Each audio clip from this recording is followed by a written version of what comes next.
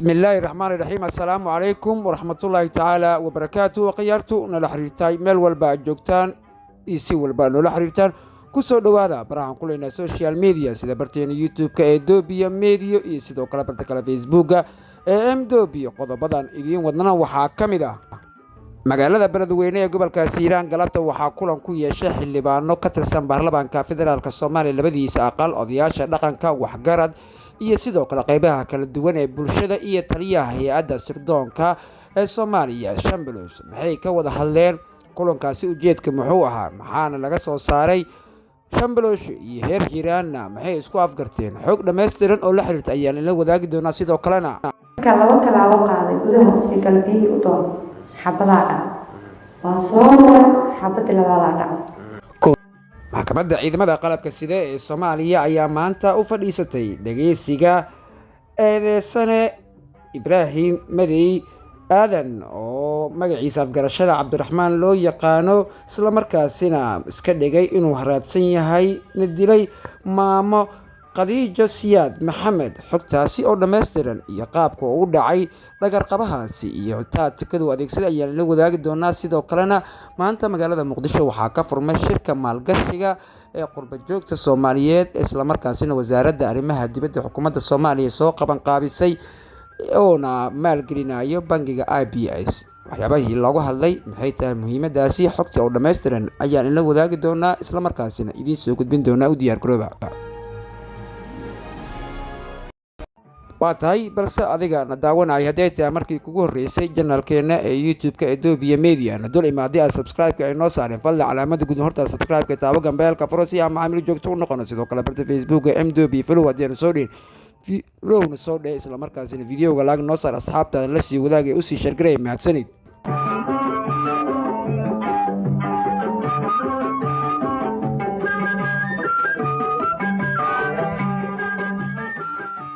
waa tahay isku soo naqad wanaagsan isla markaasina sida hordhaca aan ugu soo gudbinay isla markaasina ku daawateen haddii aan gudogalno faahfaahintooda aan ku bilaawno magaalada beledweyne ee xarunta gobolkaasi Hiiraan galabta kulan waxaa ku yeeshay xildhibaano ka tirsan labada aqal ee baarlamaanka federaalka Soomaaliya halkaasi deegaan doorashadooda odayaasha dhaqanka iyo sidoo kale waxgaradka qaybaha kala duwan ee bulshada iyo taliyaha ama hay'adda sirdoonka ee NISA agaasimaheeda Maxamed Cali Shambelos kulankaasi oo xildhibaanada iyo sidoo kale odayaasha dhaqanka iyo waxgaradka qaybaha kala duwan ee reer Hiiraan ayaa ujeedkiisa wuxuu ahaa qoraal laga soo saaray isla markaasina lagu sheegay in uu sidii NISA iyo hay'adaha amniga iyo reer Hiiraan ay naqalahaayeen kuwa ka qayb qaata sugidda amniga iyo sidoo kale la dagaalanka khawaarijta xildhibaanadii baarlamaanka federaalka Soomaaliya iyo kuwa dowlad goboleedka ee Hirshabelle deegaan doorashadooda Hiiraan oo halkaasi ka hadlay ayaa si weyn waxay ugu falanqeeyeen garab istaaga iyo sidii ugu go'an tahay in dhammaan sugidda amniga iyo wax waliba oo lagu dagaalamayo kooxda khawaarijta Al-Shabaab ee noqon doonto mid reer Hiiraan door muhiim ah ka ciyaaraan isla markaasina meel looga soo wada jeesto waxa ammaanka lidka ku ah xubnaha ayaa sidoo kale hoosta ka xariiqay in hay'adda sirdoonka qaranka ee NISA agaasimaheeda si weyn uga shaqeyn doonaan xaalado walba oo reer Hiiraan ee hay'adaha amniga ee ka rabaan isla markaasina dhanka kale odayaasha dhaqanka oo goobta ka hadlay ayaa wuxuu dhankoodana carabka ku adkeeyeen in ay si weyn door muhiim ah ka qaadan doonaan garab istaaga iyo waliba la dagaalanka kooxda khawaarijta Al-Shabaab waxaana ballan qaadeen in ay mar waliba noqon doonto Hiiraan tusaalaha cad ee dowladnimada iyo amniga halka laga suntado agaasimaha hay'adda sirdoonka qaranka NISA Maxamed Cali Shambelos ayaa dhankiisa waxa uu sheegay in uu si weyn ugu mahadcelinayo dhammaan xubnaha iyo mas'uuliyiinta iyo odayaasha dhaqanka iyo waxgaradka qaybaha kala duwan ee bulshada sida hadalka ee maanta ay ugu soo jeediyeen isla markaasina uu sheegay in loo baahan yahay in la sii dardargeliyo dadaalka xoogan ee kula jiraan sugidda amniga iyo qayb qaadashada la dagaalanka khawaarijta Al-Shabaab marka laba talaabo qaaday gudaha musiga galbiyi u doon xabadaada waa soo xabada labaada koodii bisha koowaad ee sanadkan 2024 degmada Hodan waxaa lagu dilay marxuumad Khadiijo Siyaad Maxamed isla markaasina dilka uu geystay khawaarij Ibraahim Madey aadan oo magaciisa afgarashada loo yaqaano Cabdiraxmaan isla markaasina iska dhigay in uu yahay qof haraadsan xilli ay hor fadhida gurigeeda ayada iyo gabadheeda oo biyana weydiistay, islamarkaasina markii biyaha loo doonay gabadha ay u doontay 2 xabo madaxa kaga dhuftay. Maamo Khadiijo ayaa in muddo ah waxay ahayd mid fariimahan jabaadaas islamarkaasina lagu qasbayo inay la shaqayso loo soo dirayay. waxay u soo qoreen maamada, waxay dhaheen wiil ay dhashay ayaa markaas taleefanka hayay, waryaa u dhiib lambarka hooyada inay tigid goosanayso, waan la soconnaa. Gudoomiyay u tagtay, warkeena u sheegtay, waan ognahay, annaga meel kasta xog ayaan ka haynaa, hadda kor ayaan idinka waardiyeysanaynaa, hadday naga badbaado Nairobi ma nooga badbaadayso, sawiradeeda ayaan haysanaa, amniyaadka Nairobi ayaan ku wareejinaynaa ilay. Maxkamadda waxaa ka hor hadlay gabadh ayada dhashay iyo sidoo kalena wiilkeeda, waxaana gabadha markii ay la dilay la joogtay ay ka hadleen halkaasi. Wiilkeedana wuxuu sheegay inay ahayd mid dowladnimada jecel, hooyadii si markaasina bilaash ah dowladnimada in muddo ula shaqeynaysay. hooyo marka waxay ka shaqeynaysay dowladda jeceleed in Allah u naxariisto iyada, yani waa la shaqeey jirtay iyada, laakiin magaceeda ma ku qorneen liis dowladeed ma ku jirin macnaha. laakiin waaxidkan oo xal lahaa maasha Allah nadaafadda waxyaalahan gaari qashin la saaray waa iska dowladda jeceleed waan iska la jirtay macnaha wax oo toos oo laakiin magac ay ku sheeyeen dowladda markaas maamada meesha ma ku lahayn. waad umul bixis meesha ku soo umul baxay aniga hooyo sitimaan dhan waa isla joogin, waxay dhahday ii imaa marka maalinta u tagay maalinta jimcadii ahayd hooyana waa talaadadii amniga dilay. hooyo baan ka fadhino shaax weyn aanin meeloo ka imaado la ogeyn aa soo kor istaagay. markuu soo kor istaagay wuxuu dhahay DEC aniga waa ila hadlay hooyo la hadlay DEC hooyo wuu fiirin ninka kor ma u fiirin wax diiso si muslim waaye hooyo ninka waa ka shaki ninka wuu taagay hooyo ninka waa ka shaki ma muslim waaye wax diiso si kor ma u fiirinayso iyada weli mobilka fiirinayso. marka laba talaabo qaaday gudaha si qalbigii u doon xabadaha dhac waa soo xabadii labaad dhac isla markii waa dawada ilaa iskoolada ka xariisanaa waa fiirinayay inaa iloobi karo ma marka daba carada oo iga dhintay wuxuu galay sar meesha laga dhisaayo oo cidle oo ka suwaas ka soo marka aan soo hooyo ag fadhiistay ciidankan oo wadana ay keeneen. haddaba waxaa kuu soo waran sidee lagu soo qabtay islamarkaasina hay-adaha amniga gacantooda ku soo galay eedeysanaha, waxaana maanta maxkamadda ka soo hormuuqday askartii soo qabatay iyo sidoo kale goobjoogayaal goobta ku sugnaa markuu falka dhacayay. jid kaleeto oo saan oo kaleeto maamada degreed ku soo dilay ninkan asoo ordaw loo geeyay darbiga isku dhijay darbiga markuu isku jiray maxaa taasoo dawladaysa ma niman tuuga inta waa ku dhacay waa inta ordan weey askari kaleeto ay rahay ninkan waa ka soo orday maamada meeda koray meeday waa ka soo noqday askari kala soo waday waa korkay gabadha oo maamada dhash tiri waa kan aniga hooyaday dilay 24 sano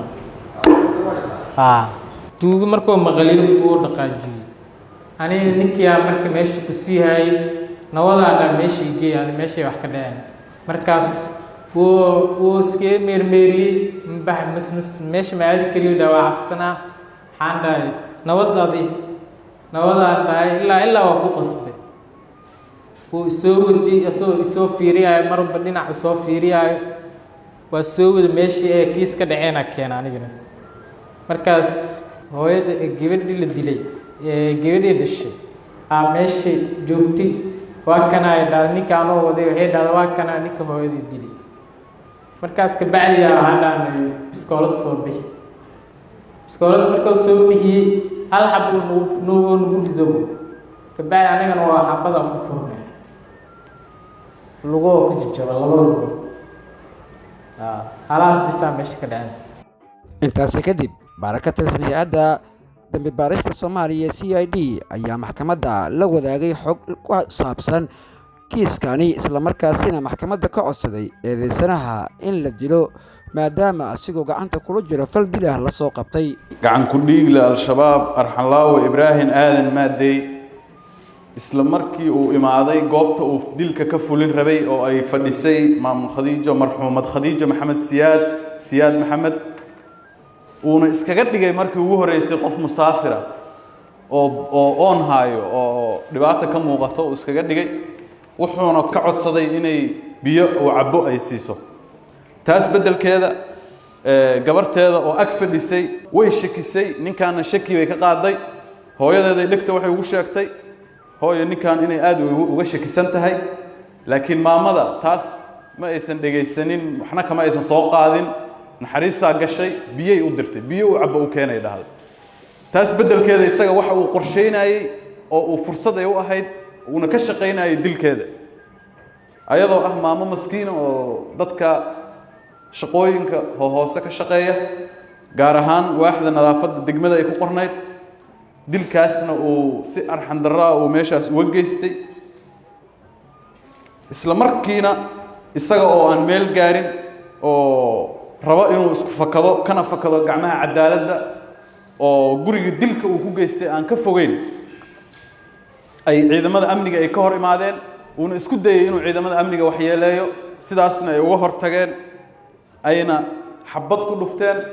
baskooladii uu ku hubaysnaa oo uu dilkana ku geystana sidaas looga qaaday mudane guddoomiye garsoorayaal maxkamadda sharafta leh maadaama aysan muuqan caddaymo kale oo muujinaya baaristana aan soo bixin in eedaysanahan sheegashadiisa ah in qof kale la socday inuu asaga keligiis ahaa ay caddahay sida markhaatiyaasha ay maxdarka maxkamadda ka hor sheegeen sidoo kalena ay caddahay in eedaysanaha lagu qabtay falkii uu dilka ku geystay markii dilka uu geysanayana la caddeeyey maadaama uu horay u soo maray tababaro la xiriira dilalka qorshaysan loona diyaariyey inuu ka howlgalo gobolka banaadir shaqadan ka horreeyana uu soo qabtay oo ugu yaraan 4 shaqo gaaraysa mudane guddoomiye sidaas darteedna ay iyagu promotion ku siinaayeen ay ku dalacsiinayeen shaqadiisa oo $50 ay uga bilaabeen 70 ay gaarsiiyeen $90 ay gaarsiiyeen intaas $90 ee shilimaadkaasna uu ku bedelanayay inuu nafta qof muslima naftiisa inuu gooyo uuna shaqo ka dhigtay isagoo waliba aan jaahil ahayn mudane guddoomiye oo ay u caddaatay xafiiska xeeraarinta ciidanka qalabka sida inuu 114 quraanka uu dhameeyay inuu waxbarashada asaasiga uu soo bartay sidaas darteed mudane guddoomiye garsoorayaal maxkamadda sharafta leh waxaan ka codsanaa in eedaysane gacan ku dhiigla al-shabaab ibraahim aadan maadey ay ku qaado aayaadkii aan ku soo eedaynay iyo qodobada xeerka ciqaabta iyo xeerka la dagaalanka argagixisada waliba waxaan si gaar ah uga codsanaa maxkamadda sharafta leh inay ku xukunto dil toogasho oo ah qisaastii marxuumad khadiijo maxamed siyaad ugu dambeyntiina magaalada muqdisho maanta waxaa ka furmay shirka maalgashiga qurba joogta Soomaaliyeed oo soo qaban qaabisay wasaaradda arrimaha dibadda xukuumadda federaalka Soomaaliya isla markaasina uu maalgeliyay bangiga caalamiga IIBS